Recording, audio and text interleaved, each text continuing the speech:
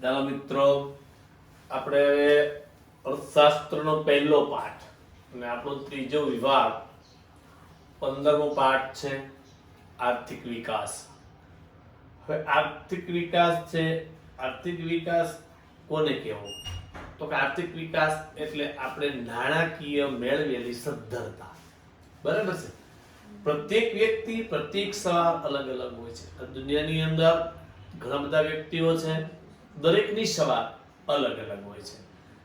જે કરોડોપતિ લોકો છે એના સવારના નાસ્તાની અંદર સૂકો મેવો હોઈ શકે, મધ્યમ વર્ગ માટે ભાખરી હોઈ શકે, ઝૂંપડા માટે બ્રેડ હોઈ શકે. કોઈ પણ વસ્તુ છે જે દરેકને મળી શકતી નથી, એટલે દરેક પ્રત્યેક સવાર એક સરખી ન હોય. કેટલાક લોકો ભૌતિક સુખ સુવિધાથી ભરપૂર જીવન જીવે છે. ભૌતિક સુખ સુવિધા, બરાબર છે. મુકેશભાઈ અંબાણીનું મકાન 4000 કરોડનું છે, એ ભૌતિક સુખ સુવિધા, 3 હેલીપેડ છે, બરાબર છે. પણ એની સામે ઝૂંપડામાં ગટરને કાંઠે રહેવા વાળા પણ લોકો હોય છે, બરાબર. તો મુકેશભાઈ છે ભૌતિક સુખ સુવિધાથી ભરપૂર જીવે છે, પરંતુ વિશ્વની એવી મોટા ભાગની વસ્તી છે જીવન અસ્તિત્વ ટકાવી રાખવા માટે સંઘર્ષ કરતી હોય. જીવવા માટે સંઘર્ષ કરવો પડે છે, માત્ર જીવવા માટે.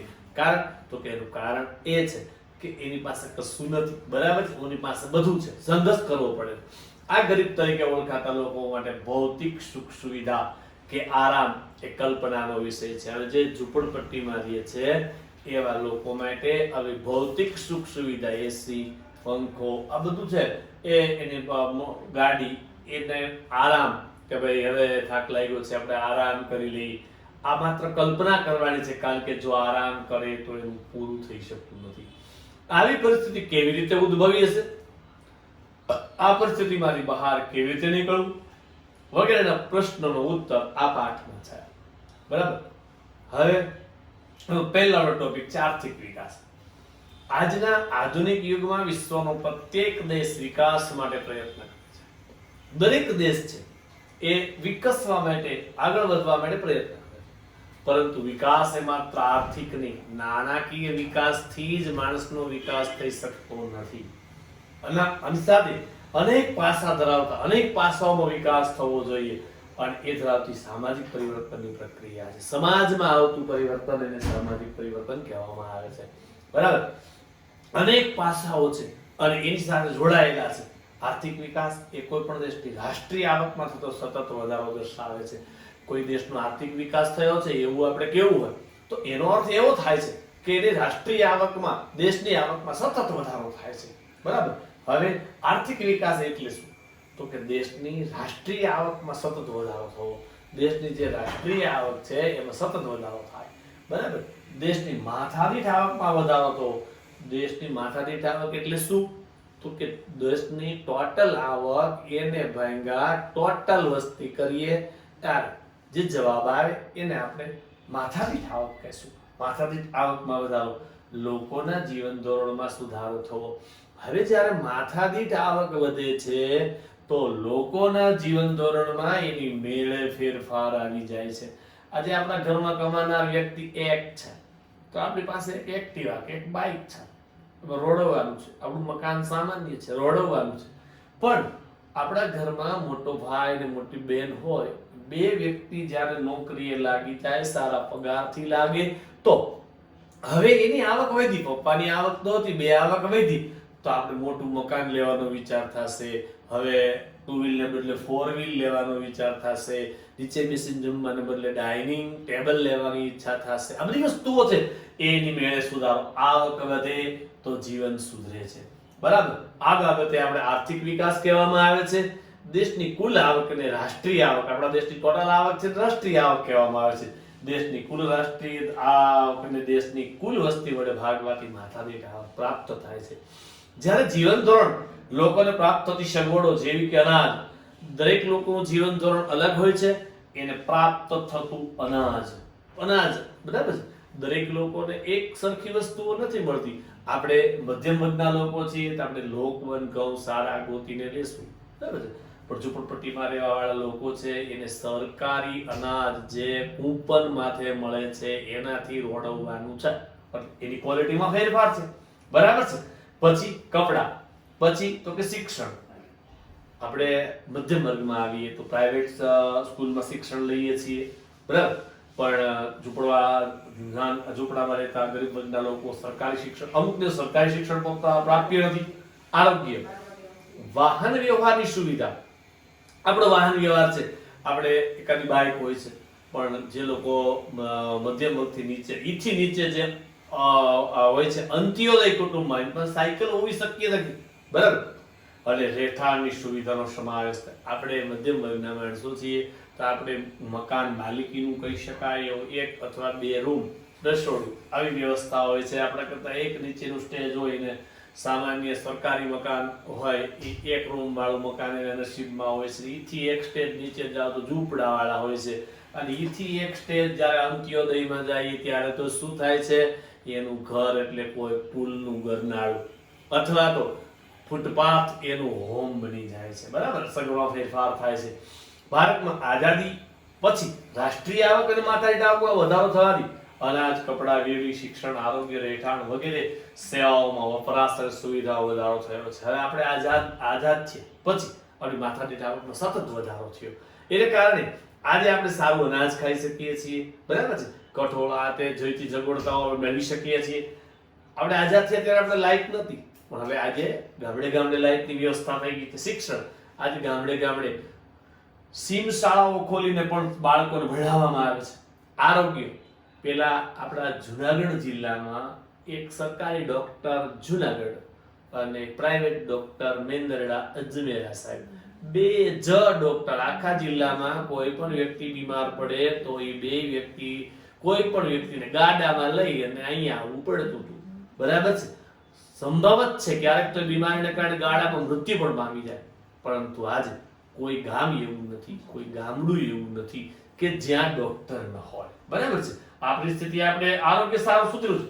રહેઠાણ, પહેલાના મકાનો કેવા હતા તો કે ગારાના બનેલા, માત્ર માટી, એની માથે નળિયા હોય અને નળિયા નાખેલા હોય, અને નળિયાની અંદર નીચે તો જેવા વાંસ નાખવો પડે, લાકડાની પટ્ટી નાખવી પડે, એ તો વ્યવસ્થા નથી. એમાં આ કપાસના છોડ સુકાઈ ગયા પછી એને નાખવામાં આવતા હતા, બરાબર છે. આવું મકાન બનાવે, આવું મકાનને દર વર્ષે ને રિપેર કરવું પડે, બરાબર. આજે આપણે સ્લેબ વાળા મકાનમાં રહેતા થયા છે. આપણો ઘણો બધો સુધારો થયો છે, બરાબર છે. વગેરે સેવામાં અને વપરાશમાં વધારો થયો છે. અગાઉની સરકારોમાં ઉપરોક્ત જરૂરિયાત વધુ સારી રીતે સંતોષાય છે. આથી કહી શકાય ભારત આર્થિક વિકાસ કરી શકે છે. આજે આપણા વડીલો ચાલીને જતા હતા એક ગામથી બીજે ગામ, તો આજે આપણને બાઇક છે, વાહનમાં જવાની વ્યવસ્થા છે. આપણે પરિસ્થિતિ પ્રમાણે જ્યારે વાહન ભાડે કરીને બહાર ગામ જઈ શકીએ છીએ. ઓલા હાલીને જતા હતા, બળદગાડામાં જતા હતા, ઘોડા માથે જતા હતા. તો આપણે એમ કહી શકાય કે પહેલાની સરખામણીમાં આજે આપણે ઘણી બધી સારી વસ્તુ સંતોષ મેળવી શકીએ. આપણી પાસે છે ક્યારેક તો આપણે ઘરનું પોતાની માલિકનું બાઇક હોય તો બાઇક લઈને પણ જઈ શકીએ છીએ. એનો અર્થ એવો થાય છે કે આપણે ભારત આર્થિક વિકાસ કરી શકે છે. હવે ભારતની રાષ્ટ્રીય આવકને જીડીપી કહેવામાં આવે છે, ગ્રોસ ડોમેસ્ટિક પ્રોડક્ટ. 2011-12ની સાપેક્ષે 2015-16ના ભાવોએ જો આપણે નક્કી કરી તો કેટલી હતી તો કે 87,36,039 કરોડની હતી, બરાબર છે. હવે જ્યારે એ વધીને 2015-16ની અંદર આપણે કેટલા આગળ વધી ગયા તો કે 1,35,67,192 કરોડ. આંકડા જોતા આપણે એવું કહી શકીએ કે આમાં ચોખ્ખો ફેરફાર દેખાય છે. પ્રત્યેક વસ્તુ આપણને દેખાઈ રહી છે તો ભારતની રાષ્ટ્રીય આવકમાં 100% વધારો થયો છે, બરાબર છે. હવે આપણો નવો ટોપિક છે આર્થિક વૃદ્ધિ અને આર્થિક વિકાસ. આ બાબત છે એ અગત્યની છે. આ બોર્ડની અંદર પૂછાતો તફાવત છે, બરાબર છે. હા, તફાવતમાં 2 શબ્દો સેમ છે. આર્થિક વૃદ્ધિ એટલે વધુ, આર્થિક વિકાસ એટલે વધુ, પણ બેની વચ્ચે જે ડિફરન્સ છે એટલે તફાવત કહેવાય. તો આ પ્રશ્ન બોર્ડમાં પૂછાય બેટા ત્યારે એક બાજુ આર્થિક વૃદ્ધિ લખવાનું છે, એક બાજુ આર્થિક વિકાસ, વચ્ચે પેન્સિલથી લીટો કરવાનો છે, અને બે બાજુ આમાં દર્શાવેલા મુદ્દા પ્રમાણે જે આપણે ભણવાના છીએ એ પ્રમાણે લખવાનું થાય છે. સામાન્ય રીતે આર્થિક વૃદ્ધિ અને આર્થિક વિકાસ બંને શબ્દો વધારો દર્શાવે છે, પરંતુ એની વચ્ચે કેટલો તફાવત છે જે આપણે જોઈએ. પહેલું, વિકાસની પ્રક્રિયાના આધારે જો આ બે શબ્દોને આપણે મૂલવીએ તો આર્થિક વિકાસ એ ગુણાત્મક છે. ગુણોમાં થતા વધારાને આર્થિક વિકાસ કહેવામાં આવે. બરાબર? અને આર્થિક વૃદ્ધિ એ પરિમાણાત્મક છે. પરિણામમાં ફેરફાર થાય એને આપણે આર્થિક વૃદ્ધિ કહીએ છીએ. આર્થિક વિકાસ એ પ્રથમ અવસ્થા છે. આર્થિક વિકાસ પહેલી પ્રક્રિયા છે. જો આર્થિક વિકાસ થાય તો જ આર્થિક વૃદ્ધિ થાય, પરિણામ તો જ મળી શકે છે. બરાબર છે? જ્યારે આર્થિક વૃદ્ધિ એ વિકાસ પછીની પ્રક્રિયા. પહેલા વિકાસ થશે તો જ આર્થિક વૃદ્ધિ થઈ શકશે. આ વિકાસની પ્રક્રિયાને આધારે આપણે મૂલવણી કરી. હવે અર્થતંત્રમાં જે આપણે નાણાકીય બાબતો એમાં પરિવર્તનો થાય છે એને આધારે જોઈએ તો અર્થતંત્રમાં થતા સંશોધનો ને આધારે ઉત્પાદનમાં થતો વધારો એ આર્થિક વિકાસ છે. નવા નવા સંશોધનો થાય એનાથી આપણા નાણાકીય પરિસ્થિતિ સુધરે, ઉત્પાદન વધે, તો એ જે પ્રક્રિયા ઉત્પાદન વધવાની છે એને આપણે આર્થિક વિકાસ કહીશું. દાખલા તરીકે ખેતી ક્ષેત્રમાં ઘઉં, ડાંગર કેતા ચોખા જેવા પાકમાં બિયારણમાં શોધ થતા ઉત્પાદનમાં અનેક ગણો વધારો થયો. હવે ઘઉંની જૂની જાત હતી સોનેરા હતી, પછી ખરી બહુ જાત 30% પાક ખરી જાત, એમાં નવા નવા સંશોધન થયા. આજે લોકવન છે, બરાબર છે, પછી આ બંસી ઘઉં આવે છે, આ બધા ઘઉંનો સુધારો થયો. એને કારણે ખરતા બંધ થયા, ઉત્પાદનમાં વધારો થયો. ડાંગર કેતા ચોખામાં નવી નવી જાતો, ઉત્પાદનમાં ઘણો બધો વધારો થયો, ચોખ્ખો વધારો દેખાય છે. બરાબર છે? આ બાબત આર્થિક વિકાસ છે. સંશોધનને કારણે જે થયેલો વિકાસ છે એને આર્થિક વિકાસ આપણે કીધો. હવે બીજી તરફ ખેડાણ લાયક જમીનનો વધારો થવાથી ખેતી લાયક ઉત્પાદનમાં વધારો થાય તેને આર્થિક વૃદ્ધિ કહેવામાં આવે છે. ખેડાણ જમીન, હવે આપણી પાસે 30 વીઘા જમીન હતી, એમાં સારા બિયારણથી આપણે જે ખેતી કરતા હતા એનો તો આપણે આર્થિક વિકાસ કીધો, ઉત્પાદનનો થતો વધારો આર્થિક વિકાસ છે. પણ હવે આપણા ખેતર પાસે જે નકામી જમીન પડી હતી એ 5 વીઘા હતી. એ 5 વીઘામાં બોયડી થતી હતી.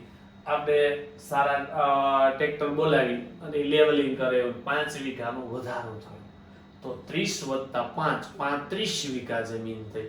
તો આપણી પાસે 30 વીઘાનું ઉત્પાદન હતું, એને તો આપણે આર્થિક વિકાસ કહેતા હતા. બરાબર? સારા ઉત્પાદન આપણે સારા બિયારણથી વાવતા હતા. પણ એની સામે જ્યારે આ 5 વીઘા જમીન વધી તો એનો જે વધારો આપણને મળ્યો એને આર્થિક વૃદ્ધિ કહેવામાં આવે છે. બરાબર છે? આ આર્થિક વૃદ્ધિ કહેવામાં આવે છે. કારણ કે આપણી પાસે 30 વીઘા હતી, 5 વીઘાનો વધારો થયો અને એ ચોખ્ખો વધારો દેખાય છે. હવે આપણે ત્રીજી બાબત જોઈ, વિકસિત અને વિકાસશીલ દેશના સંદર્ભમાં. વિકસિત દેશ જે પૂર્ણપણે વિકાસ પામી ચૂક્યો છે એની સાદી વ્યાખ્યા એવી થાય કે જેની પાસે પૈસાનો પાર નથી અને સમયનો અભાવ છે, બધા વિકસિત છે. વિકાસશીલ ઊંધી વ્યાખ્યા થઈ જાય કે જેની પાસે સમયનો પાર નથી, પૈસાનો અભાવ છે. બરાબર? વિકાસશીલ, વિકસિત અને વિકાસશીલ દેશોના સંદર્ભમાં પણ બંને વચ્ચે તફાવત જોવા મળે. વિકસિત દેશોની રાષ્ટ્રીય આવકમાં થતો વધારો એ આર્થિક વૃદ્ધિ કહેવામાં આવે. જે વિકસિત થયેલો દેશ છે એને હવે જે દેશની આવકમાં વધારો થાય એ તો વિકાસ પામી ચૂક્યો છે એટલે એને આર્થિક વૃદ્ધિ કહેવાય. બીજી અવસ્થામાં છે. જ્યારે વિકાસશીલ દેશની રાષ્ટ્રીય આવક છે પ્રથમ અવસ્થા છે અને વિકાસશીલ રાષ્ટ્રની અંદર જો કોઈ આપણે વધારો થાય નાણાકીય બાબતનો તો એને આર્થિક વિકાસ કહેવામાં આવે છે. પરીક્ષાની દ્રષ્ટિએ આ અગત્યની બાબત છે. બરાબર છે? આ તફાવત છે એ અવારનવાર પૂછી શકાય એવો છે. હવે આવ્યું બીજો ટોપિક છે આપણો વિકાસશીલ અર્થતંત્રના લક્ષણો. વિકાસશીલ અર્થતંત્ર છે એના કેવા લક્ષણો હોઈ શકે? બરાબર છે? હવે જો અહીંયા લક્ષણ તો ઘણા બધા આપ્યા છે પણ જો આ પરીક્ષાની દ્રષ્ટિએ વિચારીએ તો કેવું પૂછી શકાય કે વિકાસશીલ અર્થતંત્રના કોઈ પણ 3 લક્ષણો જણાવો એવું આપણને કહી શકે. ત્યારે આપણે આમાંથી કોઈ પણ 3 લખી શકીએ છીએ. બરાબર છે? જોઈએ આપણે વિકસિત અર્થતંત્ર અને વિકાસશીલ અર્થતંત્ર. માથાદીઠ આવકના આધારે અલગ પાડવામાં આવે છે. બે વસ્તુ શેનાથી અલગ કરી શકાય છે તો કે માથાદીઠ આવકથી. વિશ્વ બેંકે 2004માં વિશ્વ વિકાસનો એક અહેવાલ સંશોધન કરી અહેવાલ બહાર પાડ્યો. એમાં 735 જે આપણો આંકડો આપ્યો છે અહીંયા, પછી એક સિગ્નલ છે એસ કરીને એમાં 2 લીટા કર્યા છે નીચે, પછી એક સિગ્નલ છે એ ડોલરની નિશાની છે, બરાબર છે. $735 થી ઓછી માથાદીઠ આવક ધરાવતા દેશોને વિકાસશીલ અર્થતંત્ર તરીકે ઓળખવામાં. જે દેશની માથાદીઠ આવક $735 છે, બરાબર છે, તો એ દેશને આપણે વિકાસશીલ દેશ કહીશું. એનાથી નીચે જાય તો વિકાસશીલ આવશે, ઉપર જાય તો વિકસિતમાં આવશે. હવે જો અહીંયા ડોલર, જ્યારે આ ડોલરનો પ્રશ્ન આવે છે, હેતુલક્ષી પ્રશ્નમાં આવું પૂછી શકાય છે કે માથાદીઠ આવક શેમાં માપવામાં આવે છે. એના ઓપ્શન 4 હશે બેટા. પહેલો જ ઓપ્શન હશે એ, ડોલર. તો અહીંયા તમે ડોલરની નિશાની જોઈ શકો છો, તો તમે તરત જ ડોલર લખી નાખશો. જવાબ ખોટો છે. શા માટે? કારણ કે એમાં જે આગળના ઓપ્શન વાંચો, બી માં એવું લખ્યું હોય કે પાઉન્ડ, સી માં એવું લખ્યું હોય યુરો, અને ડી માં એવું લખ્યું હોય અમેરિકન ડોલર. તો જવાબ અમેરિકન ડોલર છે. એવું શા માટે? કે આપણા વિશ્વએ અમેરિકન ડોલરને સ્ટાન્ડર્ડ ગણેલો છે, અને સ્ટાન્ડર્ડ ડોલર છે તો એ જ. કારણ કે ઓસ્ટ્રેલિયામાં પણ ડોલર હાલે છે, જામ્બિયામાં પણ ડોલર હાલે છે, કેન્યામાં પણ ડોલર હાલે છે, ઝિમ્બાબ્વેમાં પણ ડોલર હાલે છે, પણ એ સ્ટાન્ડર્ડ નથી. સ્ટાન્ડર્ડ ડોલર એટલે અમેરિકન ડોલર. તો આપણે 735 યાદ રાખશું, અમેરિકન ડોલર. કારણ કે અમેરિકન એટલા માટે યાદ રાખવાનું છે કે આપણને બેયમાં કામ આવશે, હેતુલક્ષીમાં અને અહીંયા બે, બરાબર છે. વિકાસશીલ અર્થતંત્ર તરીકે ઓળખવામાં આવે. વિકાસશીલ અર્થતંત્રના મુખ્ય લક્ષણો આ પ્રમાણે છે. એનું પહેલું લક્ષણ છે નીચી માથાદીઠ આવક. વિકાસશીલ દેશોમાં રાષ્ટ્રીય આવક નીચી જોવા મળે છે. જો રાષ્ટ્રીય આવક નીચી હોય તો આપમેળે એની મેળે માથાદીઠ આવક ઓછી થતી જાય છે, બરાબર. જ્યારે વસ્તી વૃદ્ધિનો દર વધુ હોવાથી માથાદીઠ આવક નીચી રહે છે. જેટલી આપણે આવક વધે છે એની સામે એટલી જ વસ્તી વધે છે, એટલે માથાદીઠ આવક ઘટ રહે છે. નીચી માથાદીઠ આવકને કારણે જીવન ધોરણ નીચું રહેવા પામે છે. જો આવક નથી તો આપણે સામાન્ય જિંદગી જીવવી પડશે જ, કારણ કે આપણી આવક ઓછી છે, બરાબર છે. તો એનું પહેલું લક્ષણ છે. બીજું લક્ષણ છે વસ્તી વૃદ્ધિ. આમાં વસ્તી વૃદ્ધિનો દર સતત વધતો હોય. વિકાસશીલ રાષ્ટ્રોમાં વસ્તી વધારો વધારે જોવા મળે છે. આવા દેશમાં વસ્તી વૃદ્ધિનો દર 2% અથવા તેનાથી વધારે જોવા મળે છે. 2%. 2% એટલે 102%, બરાબર છે. તો વિચાર કરી લો, આટલા દરે જો વસ્તી વધતી હોય તો એ ભયંકર પરિણામ લાવે છે. એટલે આપણે જેટલો વિકાસ કરીએ છીએ એ ખાઈ કોણ જાય છે? તો કે વસ્તી. કેવી રીતે? આઝાદ થયા ત્યારે 36 કરોડની વસ્તી હતી, આજે 1 અબજ ને 21 કરોડની. આપણે જ્યારે આઝાદ થયા ત્યારે આપણી પાસે આંગળીને રેઢે ગણી શકાય એટલા કારખાના હતા. આજે તો એક રતન ટાટા પાસે 367 ફેક્ટરી છે, 367. વિચાર કરો. તો આ બધી આપણે વિકાસ તો છે, ગયો ક્યાં? વસ્તી ખાઈ ગઈ. 1 અબજ ને 21 કરોડ, બરાબર છે, અથવા તેનાથી પણ વધુ જોવા મળે છે. હવે આપણે જોઈએ કૃષિ ક્ષેત્ર પર અવલંબન, બરાબર. હવે મોટાભાગે જે વિકાસશીલ દેશ છે એ કૃષિ ઉપર આધારિત હોય છે. વિકાસશીલ રાષ્ટ્રોમાં ખેતી મુખ્ય આર્થિક પ્રવૃત્તિ હોય છે. ખેતીની પ્રવૃત્તિ મુખ્ય હોય છે. આપણો દેશ કૃષિ પ્રધાન છે, આપણે જાણીએ છીએ. અને દેશના 60% કરતા પણ વધારે લોકો રોજગારી માટે ખેતી પર આધારિત હોય છે. જો બેટા યાદ રાખો, 60% કરતા પણ વધારે લોકો રોજગારી ઉપર ખેતી માટે આધાર. એનો અર્થ એવો નથી કે આ દેશોમાં 60% લોકો પાસે ખેતી છે, પણ ખેતી આધારિત. ખેતી આધારિત કોને કહેવાય? તો કે ગામડાની અંદર લુહાર, સુતાર આ બધા હોય છે, બરાબર છે, દરજી આ બધા હોય છે. તો એ લોકો ખેતી ક્ષેત્રના જે કાંઈ ઓજારો કે ખેતીમાં ઉપયોગમાં આવતા કપડાઓ જે બનાવે છે એના બદલામાં ખેડૂતોને પૈસા નથી આપતો, પરંતુ ઘઉં ટાણે ઘઉં અને મગફળી ટાણે મગફળી આપે છે. તો જો એના ખેતરમાં સારું ઉત્પાદન થયું હશે તો આ બધા કારીગરોને સારું મળશે. તો એ કેના, અને જો એના ખેતરમાં નબળું ઉત્પાદન થયું હશે તો એને પ્રમાણમાં ઓછું મળવા પાત્ર. તો શેના ઉપર આધારિત છે? તો કે ખેતી ઉપર. પછી અમુક લોકો ખેત મજૂર હોય છે. ખેત મજૂર કોને કહેવાય? કે તમે એને કહો ભાઈ મારા ઘરે કલર કામ કરું તું મજૂરી આવીશ તો ના પાડી, ના હું નહીં કરું, પણ તું નવરો પણ માથાથી ખેતનું કામ હોય કયો, એને ખેત મજૂર. ખેત મજૂર આને આધારિત હોય છે, બરાબર છે. દેશની રાષ્ટ્રીય આવકમાં પણ ખેતીનો ફાળો કેટલો? 25%ની આસપાસ હોય છે.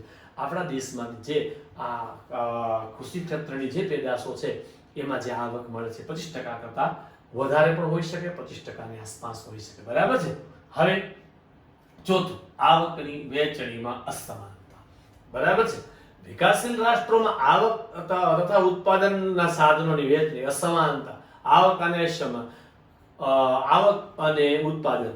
હવે આજે મોટા જે અબજોપતિ છે રોજની 1 લાખની આવક મેળવે છે અને એની સામે એક માણસ ગરીબ છે 100 રૂપિયા માટે ઝઝૂમી રહ્યો છે.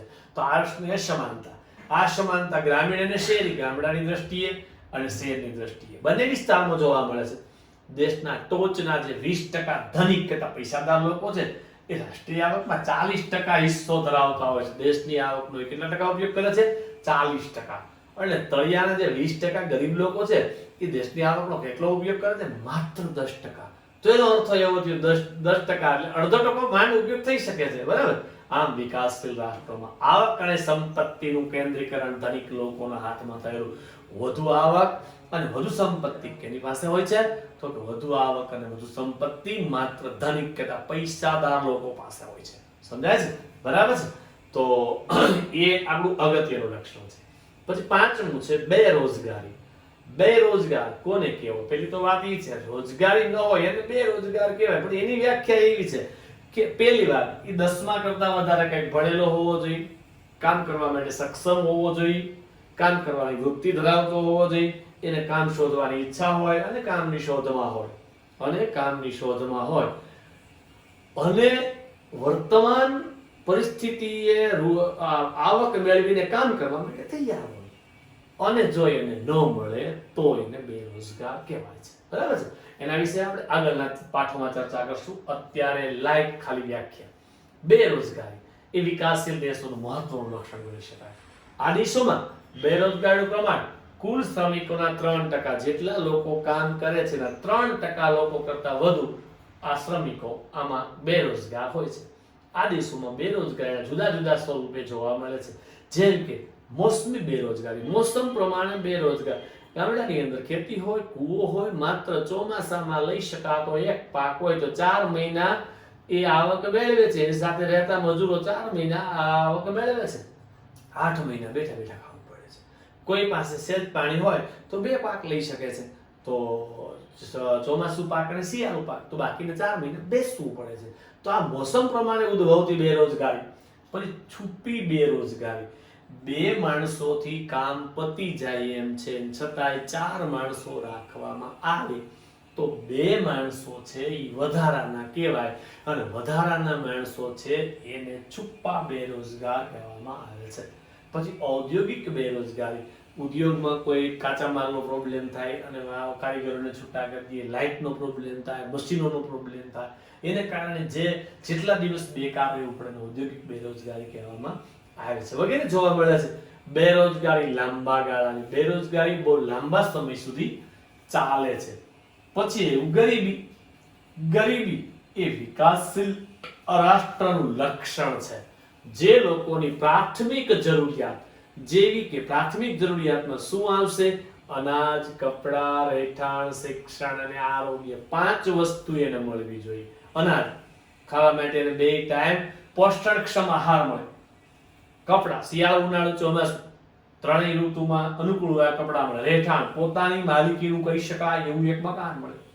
શિક્ષણ ભલે સરકારી પણ એને પ્રાઇવેટ પણ એને શિક્ષણ મળે.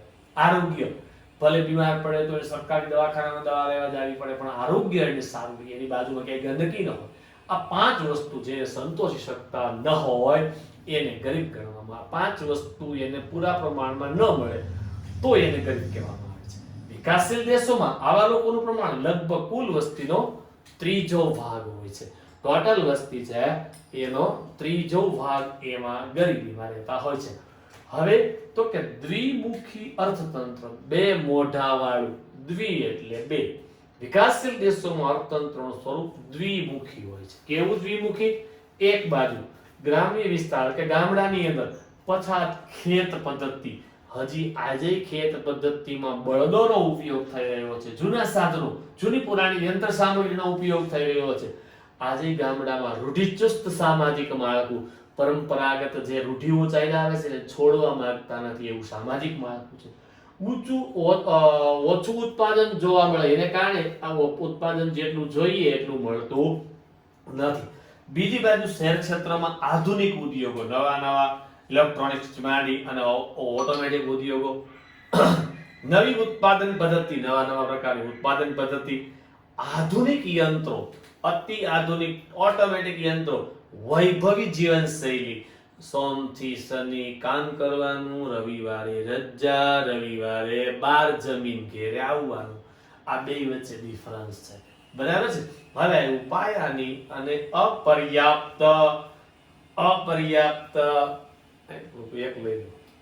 અપર્યાપ્ત સેવાઓ. બરાબર છે. વિકાસ માટે અનિવાર્ય પાયાની સેવાઓ જેના વગર હાલે એમ નથી એને અનિવાર્ય કહેવાય. શિક્ષણ, વાહન વ્યવહાર, સંદેશા વ્યવહાર, વીજળી, આરોગ્ય, બેન્કિંગ વગેરેનો આવા અર્થતંત્રમાં ઓછો વિકાસ. આજે શિક્ષણ છે તો વિચાર કરો કે ગામડામાં 4 જ ધોરણની સ્કૂલ હોય છે, 4 જ ધોરણ, તો 5મા ધોરણથી બહાર જવું પડે, બહાર જેવા સક્ષમ ન હોય એટલે એનું શિક્ષણ ગયું. વાહન વ્યવહાર, આજે એવા કેટલાય ગામડાઓ છે કે જેમાં માત્ર એક જ બસ જાય, અમુકમાં બસ જાતી નથી. સંદેશા વ્યવહાર, તમને એ તો અનુભવ છે કે તમે તમારો મોબાઈલ લઈને ઘણીવાર રૂમમાંથી ટ્રાય કરો, કવરેજ ના આવે, બહાર જાવ તો ન આવે, કવરેજ ના આવે. આ સંદેશા વ્યવહારનો પ્રશ્ન છે.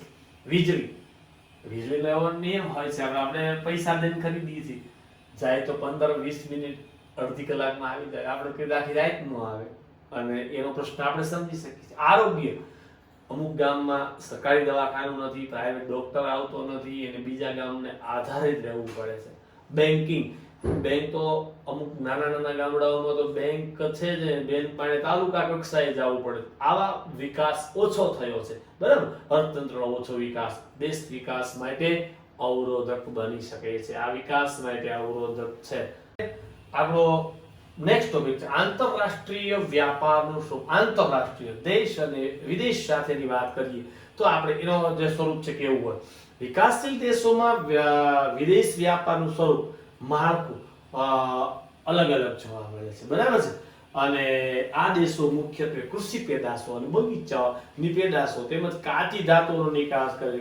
ખેતીમાં ઉત્પાદિત વસ્તુ, બગીચામાં ઉત્પાદિત વસ્તુ અને કાચી ધાતુ જેને આપણે અયસ્ક કહેવામાં આવે છે એ વસ્તુનો નિકાસ કરતા હોય છે. આ પ્રકારની નિકાસોની માંગ ઓછી, આ બધી વસ્તુઓ છે એની ડિમાન્ડ ઓછી હોય છે એટલે એના ભાવો નીચા રહે છે. જેથી નિકાસની કમાણી આપણે ઓછી થાય છે. જો ભાવ બહુ ન હોય તો નિકાસમાં આપણને કમાણી ઓછી થાય છે. જ્યારે આયાતી જે વસ્તુ છે એમાં ઔદ્યોગિક પેદાશો, ઉદ્યોગની વસ્તુઓ, નવા મોટા યંત્ર સામગ્રીઓ એને આપણે બહારથી મંગાવીએ છીએ. આ વસ્તુના ભાવો વધુ હોવાથી આયાતો પાછળનો ખર્ચ વધે છે. આમ વિકાસશીલ રાષ્ટ્રો માટે વિદેશ વ્યાપારની શરતો પ્રતિકૂળ રહેવાથી દેશ ઉપર વિદેશી દેવું વધે છે. હવે જો આપણે પરિસ્થિતિ વિદેશી દેવું કેવું હોય છે તો કે આપણે જ્યારે નિકાસ ઘટે અને આયાત વધે તો આપણે વધારે પૈસા ખેંચાઈ જાય તો વિદેશી દેવા નીચે આપણે આવી જાય છે. બરાબર છે.